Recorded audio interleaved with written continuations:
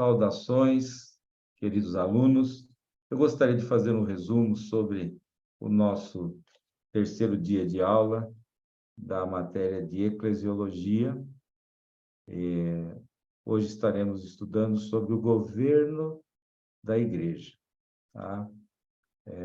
Acreditamos que o governo da Igreja de Jesus Cristo, ensinado pelas Escrituras, é o governo congregacional. Contudo, há hoje, entre as igrejas e denominações, vários tipos básicos de governo eclesiástico. O primeiro deles é o episcopal.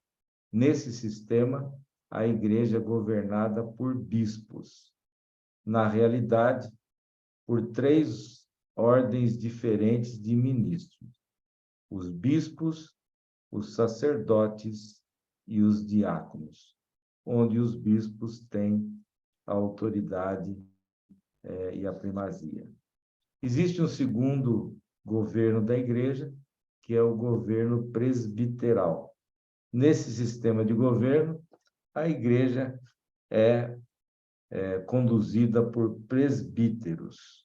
Geralmente, esse sistema traz consigo a seguinte estrutura: o conselho da igreja, o presbitério, o sínodo e a assembleia geral.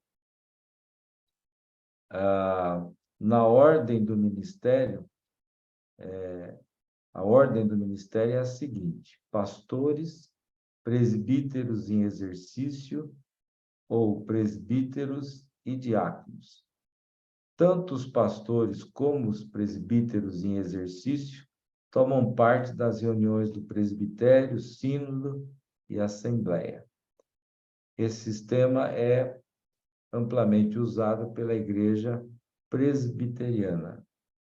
E temos também o modelo congregacional. O governo congregacional investe a igreja local de toda a autoridade. Então, a igreja local é que toma todas as decisões e se autogoverna, né? A igreja local, embora seja autônoma ou independente no sistema congregacional, não obstante, ela acaba se organizando em associações, juntas ou comunhões, que não têm autoridade para legislar sobre a igreja, mas que aglutinam esforços para o cumprimento da missão da igreja. Ter comunhão com outras igrejas, participar do treinamento de obreiros em conjunto e também participar do envio de missionários ao campo. Evidências do governo congregacional no Novo Testamento. Então, no Novo Testamento, nós vemos que cada igreja tinha seus próprios oficiais e líderes. Isso é visto no livro de Atos dos Apóstolos. Cada igreja tinha o poder de executar sua própria disciplina, né? Vemos isto na igreja dos Coríntios, em Tessalonicenses, etc.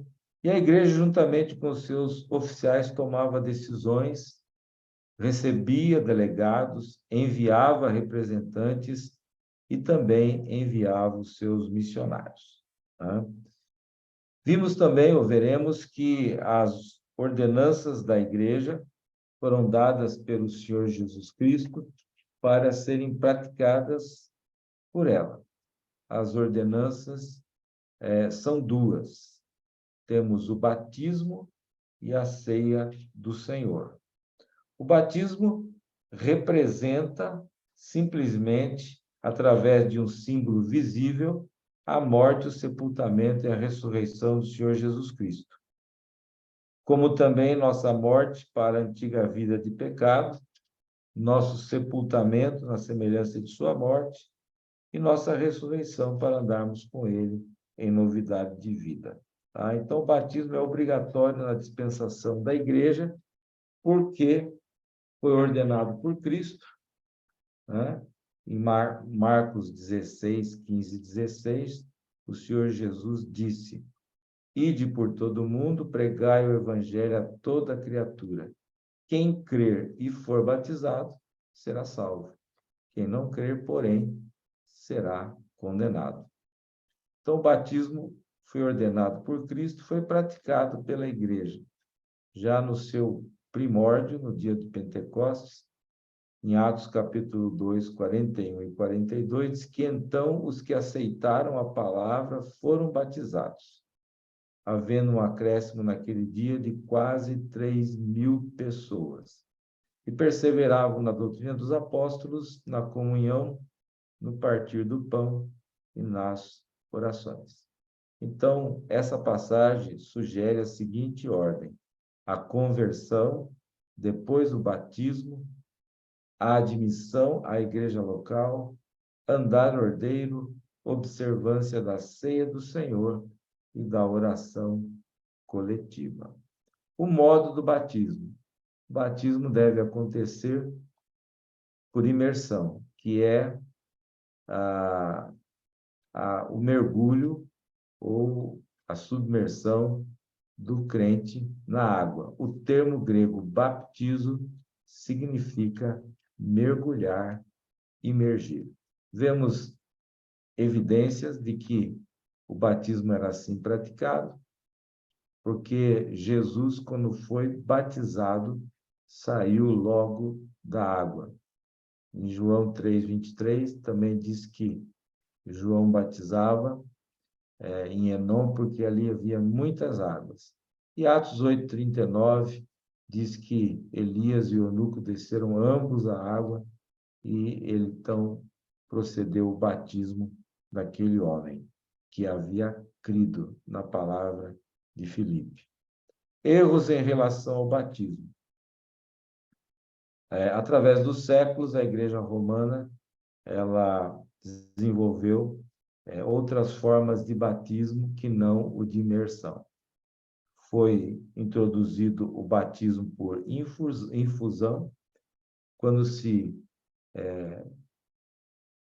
derrama água sobre a cabeça do batizando, né? O batismo também por aspersão, onde se borrifa a água ou se asperge a água sobre a cabeça do batizando. Esses batismos foram inventados por comodidade, para atender pessoas que estavam enfermas, são conhecidos como batismo clínico, né?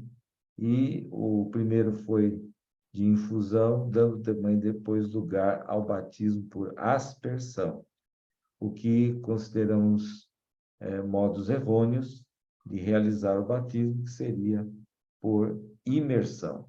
Tá? Então, o batismo ele deve ser ministrado somente a pessoas salvas, pois ele é um símbolo, o símbolo da união com Cristo em sua morte, sepultamento e ressurreição.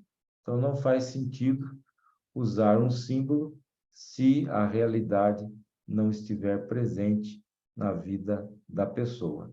É como, por exemplo, usar um anel sem ser casado, né? Então, ser batizado sem ser salvo é um contrassenso, é uma coisa que não deveria acontecer. Em relação aos batizadores, quem está apto para realizar o batismo? Somente a igreja é que tem autoridade para realizar batismos. Então, o seu representante, o pastor, vai batizar os convertidos em nome do Pai, do Filho e do Espírito Santo. Muito bem, uma outra ordenança da igreja é a ceia do Senhor, né? A ceia do Senhor tem o propósito de ser um memorial dos sofrimentos do Senhor Jesus em nosso favor. É uma celebração da sua morte, né? Então, Jesus sabia da dificuldade do ser humano de relembrar as coisas, a fraqueza da inclinação ao esquecimento, e ele então estabeleceu esse memorial simples, uma refeição com apenas 2 elementos, o pão e o vinho, que simbolizam o corpo e o sangue do Senhor Jesus, que foram dados para a nossa redenção. A ceia foi ordenada por Cristo em sua última noite, antes da sua crucificação, né? Paulo fala sobre a ceia do Senhor em 1 Coríntios 11, 23 a 26. Ele instrui a igreja como ela deve praticar a ceia do Senhor. E a igreja deve praticar essa ceia regularmente, né? A igreja primitiva fazia isso todos os dias, porque se reunia todos os dias. A igreja moderna, a igreja de hoje em dia, não deve se esquecer de celebrar a ceia do Senhor. Há alguns erros que são cometidos na celebração da ceia do Senhor.